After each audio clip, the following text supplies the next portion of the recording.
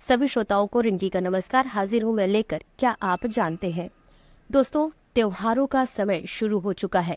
पूरा हफ्ता त्योहारों के रस में हम सब सराबोर होंगे, जिसमें सबसे पहले मनाया जाएगा धनतेरस। तो आज आप सभी को धनतेरस की ढेर सारी शुभकामनाएं। कृष्ण पक्ष के 13वें चंद्र दिवस पर मनाया जाने वाला धनतेरस हमारी संस्कृति में सबसे शुभ अवसरों में से एक है। क्या आप जानते हैं कि धनतेरस को धन त्रयोदशी या धन्वंतरी जयंती के रूप में भी मनाया जाता है और ऐसा माना जाता है कि इस दिन जो भी वस्तु या सामान आप खरीदते हैं वो 13 गुना अधिक हो जाता है। आज क्या आप जानते हैं में हम उजागर करेंगे कुछ ऐसे ही तथ्य जो जुड़े हैं धनतेरस से।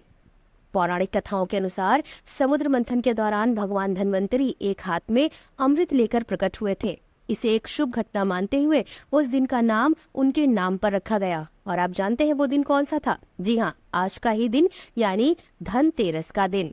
धनतेरस से जुड़ी एक और दिलचस्प कहानी है। आम धारणा है कि राजा हिमा के 16 वर्षीय बेटे की शादी के चौथे दिन सांप काटने से मृत्यु होने की भविष्यवाणी की गई थी। ये जानकर उसकी पत्नी ने उसे पूरा दिन और रात सोने नहीं दिया। इसके अलावा उसने अपना सारा सामान, सोने के गहने अपने पति के बिस्तर के चारों ओर रख दिए, कमरे को रोशनी से रोशन कर दिया और गाना शुरू कर दिया।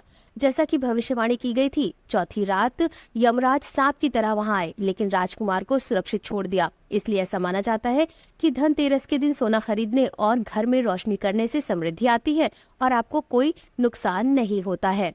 एक और अज्ञात तथ्य जो धनतेरस से जुड़ा है वो ये है कि इस अवसर पर सोना खरीदने से घर में भगवान कुबेर की कृपा बनी रहती है। प्रचलित मान्यता के अनुसार इस दिन आप जो चीजें खरीदते हैं वो धन के देवता के आशीर्वाद के कारण 13 गुनी अधिक हो जाती है। धनतेरस को यम दीप दान के रूप में भी जाना जाता है। ऐसा परिवार के किसी सदस्य की असामयिक मृत्यु जैसी किसी दुर्भाग्यपूर्ण घटना को रोकने के लिए किया जाता है। घर के प्रवेश द्वार पर दक्षिण दिशा की ओर मुख करके दिया जलाया जाता है। ऐसा करने से अनिष्ट और मृत्यु को दूर रखा जा सकता है। चलते चलते धनतेरस से जुड़ी एक और बहुत ही महत्वपूर्ण कथा आपको सुनाते हैं। क्या आप जानते हैं कि हर साल इस समय लक्ष्मी पूजन क्यों किया जाता है? इसके पीछे कहानी ये है कि एक बार माता लक्ष्मी और विष्णु जी पृथ्वी पर आए थे। विष्णु जी ने लक्ष्मी जी को सांसारिक प्रलोभनों से आकर्षित न होने के लिए कहा। हालांकि माता लक्ष्मी खुद को रोक नहीं सकी और एक किसान के गन्ने के खेत में उतर गई। वहां उन्होंने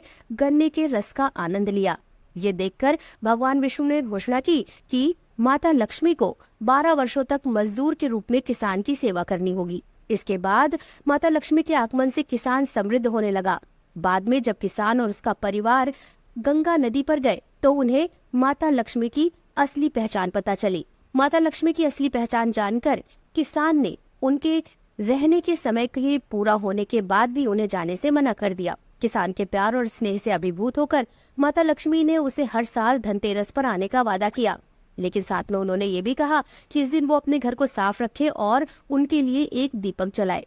यही कारण है कि हम सूर्यास्त के बाद आज भी लक्ष्मी पूजन करते हैं। तो साथियों, ये थे धनतेरस से जुड़े हुए कुछ रोचक तथ्य। ऐसे ही रोचक तथ्यों के साथ फिर हाजिर होंगे। आप सुनते रहिए RSK इन्फो कैप्सूल और मुझे यानी रिंकी को दीजिए इजाजत।